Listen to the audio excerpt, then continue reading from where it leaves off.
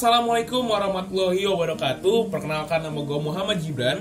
Gue di sini sebagai salah satu pemateri di acara RLS 2020 akan memberikan materi yang tidak kalah penting tentunya. Materi tentang apa sih, Kak?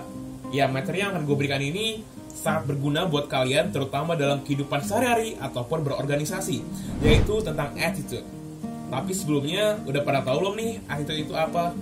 Gue akan memberikan dua pendapat menurut buku yang pernah gue baca dan gue rangkum, dan juga menurut para ahli terkenal.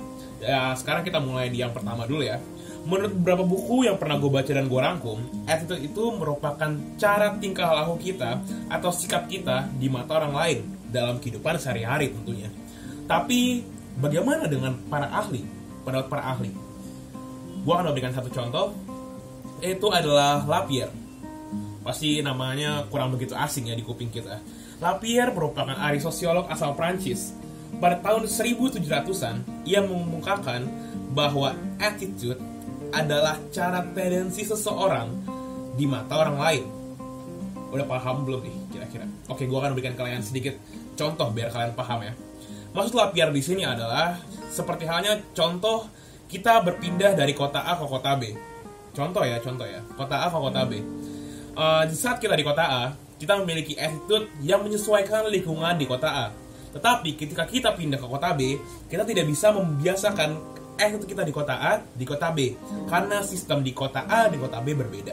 Jadi, saat kita merubah tendensi kita, atau membiasakan diri, atau beradaptasi di kota B, itulah yang membangun attitude kita sebenarnya. Jadi, yang maksud Lapierre ini adalah proses yang kita munculkan, yang kita lakukan, yang kita buat hingga memunculkan attitude yang baik. Setelah gue jelasin arti dari attitude itu, pasti muncul nih pertanyaan, Kak, mengapa sih kita harus berattitude? Well, attitude itu penting banget loh. Seperti kata-katanya yang tagline dari isi materi gue ini adalah attitude matters a lot. Matters why? Matters a lot why? Karena attitude merupakan cerminan kita atau jati diri kita di mata orang lain. Bagaimana jika kita berattitude buruk? Pasti kita juga akan dipandang buruk oleh orang lain. Begitu juga dengan sebaliknya, jika kita berattitude baik, kita mencerminkan jati diri kita yang positif dan baik juga, maka kita akan dipandang baik juga oleh orang lain. Pasti kita pengen dong dipandang baik oleh orang lain. Bener gak sih? Pasti bener banget. Nah, setelah sampai saat itu, kita harus membiasakan attitude kita yang sering kita pelajari sehari-hari, yang kita lakukan sehari-hari. Kita harus membiasakan attitude kita menjadi attitude yang positif, attitude yang bermanfaat bagi orang lain. Maka kali itu, kita harus membiasakan diri kita untuk bersikap positif, supaya kita lancar dalam kehidupan sehari-hari kita. Seperti kata tadi Lapierre bilang, proses itu penting dalam membentuk attitude kita. Jadi jika kita dalam proses itu membiasakan attitude yang positif, maka akan mencerminkan attitude yang baik juga buat kalian. Sekarang, di masa ini contohnya, kita hidup di mana orang lebih sering menjudge kita daripada menghargai kita. Bener gak sih? Orang tuh lebih sering ngejudge kita. Contohnya, kita sedang melaksanakan tugas dari sekolah misalnya. Kita memiliki teman yang ingin sukses juga, tapi dengan cara yang curang. Itu pasti ada kok, itu pasti ada. Orang yang ingin sukses dengan cara curang itu pasti akan merasa kesal, cemburu, iri ketika kita sukses. Dia akan mencari 1000 jalan atau 1000 cara untuk membuat kita hancur, dan dia menyalip posisi kita. Di saat kita hancur, saat kita merasa seperti pecahan kaca yang pecah, disitulah saat dimana orang-orang yang iri, cemburu, dan kesal sama kita memiliki kesempatan untuk membalap kita menjadi lebih baik.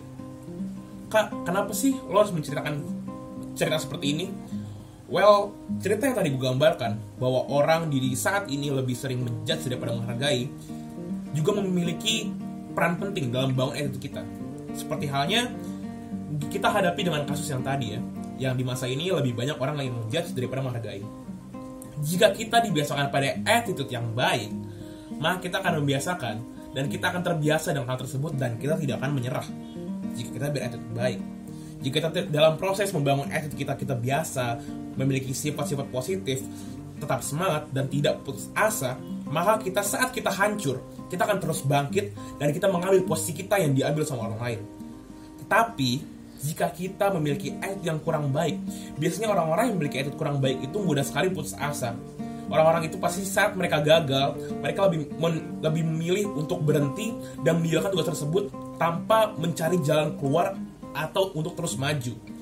Pasti buat kalian, attitude itu sangat penting, terutama dalam kegiatan organisasi, karena organisasi itu merupakan, dalam gambaran gue, adalah hidup kedua setelah hidup kita di rumah. Jika kita membiasakan diri pada organisasi, kita harus memiliki attitude yang baik juga. Dan di saat memiliki kita attitude yang baik, maka akan lancarlah kegiatan organisasi maupun kegiatan di rumah. Jadi secara garis besar, gue akan memberikan tagline yang sangat penting di penjelasan gue kali ini adalah attitude matters a lot. Oke, mungkin itu aja sih yang dapat gue sampaikan. Sebagai penutup, gue ada kata-kata yang sedikit membuat kita bangkit, yang membuat kita semangat. Kata-kata ini adalah dari Zig Ziglar. Zig Ziglar merupakan seorang penulis buku asal Amerika Serikat. Ia pernah mengutip kata-kata ini di bukunya saat ia luncurkan buku sekitar tahun 1900-an. Zig Ziglar mengatakan bahwa attitude, not your aptitude, to determine your altitude. Artinya adalah sikap baik, attitude kita, yang menentukan siapa kita, bukan bakat kita. Mungkin itu aja dapat gue sampaikan. Mohon maaf jika tadi ada salah kata atau kurang kata-kata atau mungkin yang kurang berkenan di hati para pendengar. Mungkin itu saya dapat gue sampaikan.